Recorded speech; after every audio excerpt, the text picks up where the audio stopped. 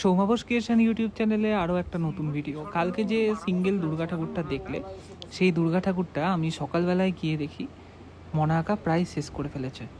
অস্ত্রগুলো just লাগানো বাকি, তা বাদে গয়না লাগিয়ে, চুল লাগিয়ে, সিংহর কেশর লাগিয়ে দেখো একবার কি মারাত্মক লাগছে।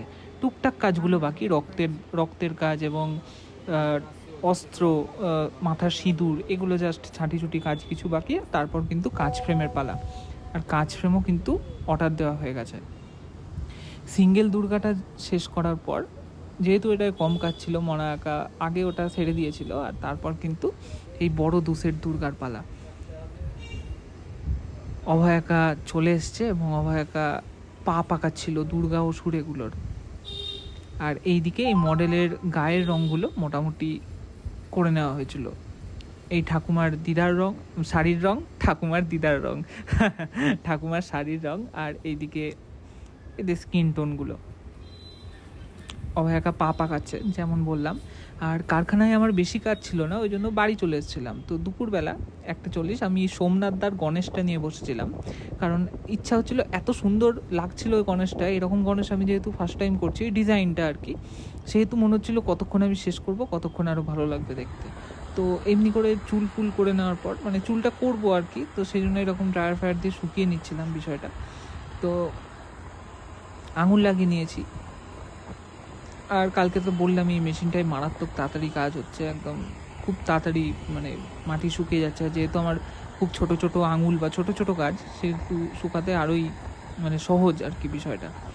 তো শিবলিঙ্গের ওপর এই গণেশ সোমনাথদা বলেছিল এরকম বানাতে। এটা একটা ছবি দেখেই কপি করা বলতে পারো। এর একটা ছবি রয়েছে, ইন্টারনেট থেকে নেওয়া ছবি দেখে আমি এটা কপি করেছি।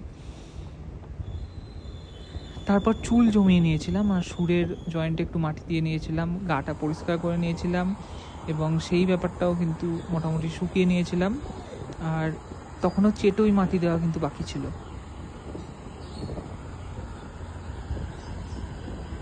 এই ভিডিওর ক্লিপটা হয়তো একটু লং নেওয়া হয়ে গেছে, কিন্তু যেহেতু ভিডিও সেহেতু বেশি আমি কাটকুট করলাম না। তারপর আমি বিকেলবেলায় আরেকবার কারখানা গেছিলাম, আর কারখানা গিয়ে দেখি মনা কাকা হেয়ার সেট করে ফেলেছে প্রায় সবকটা ফিগারেরই, আর ফিনিশের কাজগুলো করছে। আর এই পিকচার দেখতে আমার সত্যি বলছি অসাধারণ লাগে। একই রকম হয় প্রত্যেকবার, কিন্তু যতবার হয় ততবার আমার নতুনই মনে হয় এবং খুবই সুন্দর লাগে। আর মানুষ খুব পছন্দও করছে পিকচার, আমি যা বুঝতে পারছি। তোমরা প্রচুর ফোনও করছো, কিন্তু দূরে তো ধরো ডেলিভারি পসিবল না, আর এরকম সূক্ষ্ম কাজ কুরিয়ার করলে কিন্তু ড্যামেজ হওয়ার চান্স আছে।